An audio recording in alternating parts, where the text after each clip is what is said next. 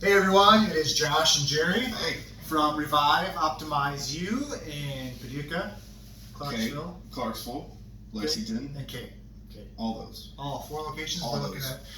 at helping you guys out in all those locations. Today we want to talk about the different types of testosterone. So there's a lot.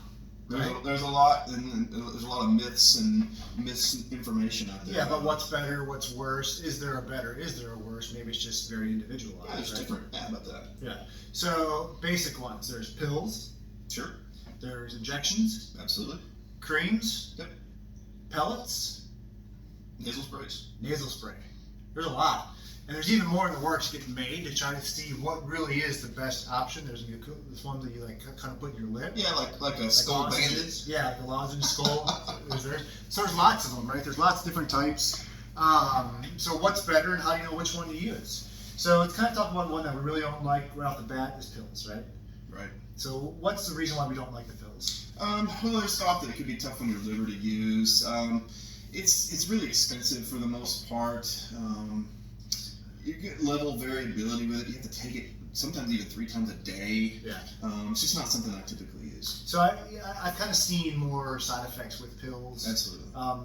I've seen it abused more in the Probably so. bodybuilding, Yeah. powerlifting world. Probably so. And to me, the biggest reason you would use pills is because you don't like injections.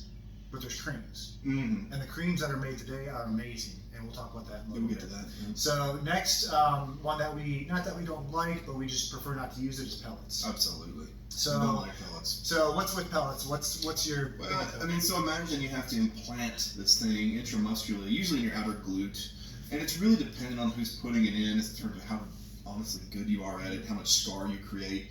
And let's say you get a great technician and he puts it in, and you have to do this every 6-ish months. Yeah. Okay, so you keep putting pellets back in these pockets in your gluteal fold in your butt, and you finally get scar. It gets painful at some point. It can be a cosmetic issue, and then furthermore, if you have this pellet and you have a really active guy and he, I don't know, sits on a hard bleacher or whatever, small trauma like falls on his butt, and you smash sort of grind those pellets up, the surface area of the pellet changes, and now you're having like absorption time issues, so you run out of testosterone before the 6 months is up, and furthermore, they're really expensive.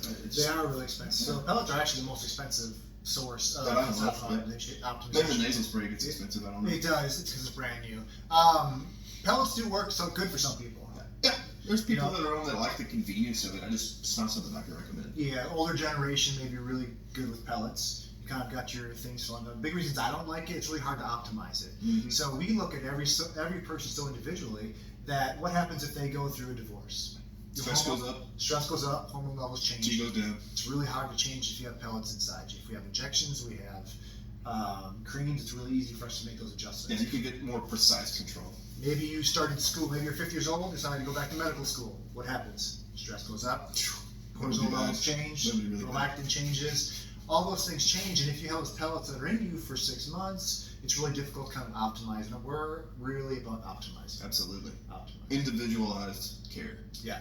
So the 2 that we really like, creams and injections. Absolutely. So let's start with injections. That's probably been the gold standard for years. There's multiple esters of testosterone out there. The ones that guys come and talk to us about, cypionate has been the number 1 in the United States. In other countries, enanthate was the number 1.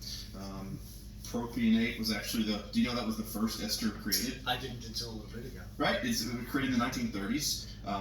It's inconvenient because you have to do it so frequently. It's a very short-acting one, and that's probably why the other longer ones, cypionate and enanthate, took over. Yeah. So one of the main benefits as well is cost, right? Absolutely. It is the cheapest form of therapy that you can do, and it works. It's reliable. It's reliable. You can go anywhere from daily injections to once every 7-day injections. Depending on your dosing structure and what works good for you. We do sub-Q injections, so it's not your typical IM. It's not a big needle anymore. It's that little tiny insulin needle. Mm-hmm. So, absorption rate's really good into your subcutaneous fat. Really easy to do, really cost efficient, and just kind of gold standard. A lot of studies on it. Yep. Right. Creams. My personal favorite. I'm loving the cream. His personal favorite.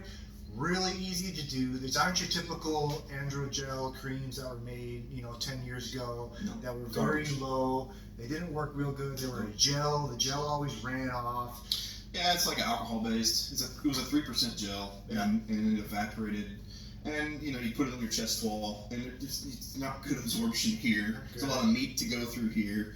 It's just not a good system. Yeah, when An all expensive these, system. expensive. All these creams when they first came out, people were getting them on clothes and their kids, and they were getting them on their loved ones, their wives, their significant other, and it's just a big issue. But we've learned a lot over the last 10 years. Mm-hmm. Number one, it's a higher percentage, which is great. Yeah, now these super potent lipofiller creams are up to like 20%. Which means you can use less, Mhm. right? Small vial. We've really found inner thigh scrotum absorption works really, really well. Mm-hmm. Um, Scrotal absorption is the key. Yeah, so if we have a guy, for example, that has really low libido, well, creams work really well. They have higher DHT levels. And DHT is great for libido. Sex drive, yeah.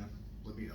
So it's one of those things where, again, it goes back to individualized. What are we doing it for, and how are we going to treat you? And that's what we're going to do. Absolutely. So that is a really quick explanation of a few different types. We didn't get a nasal spray because it's really expensive and we don't know a lot about it.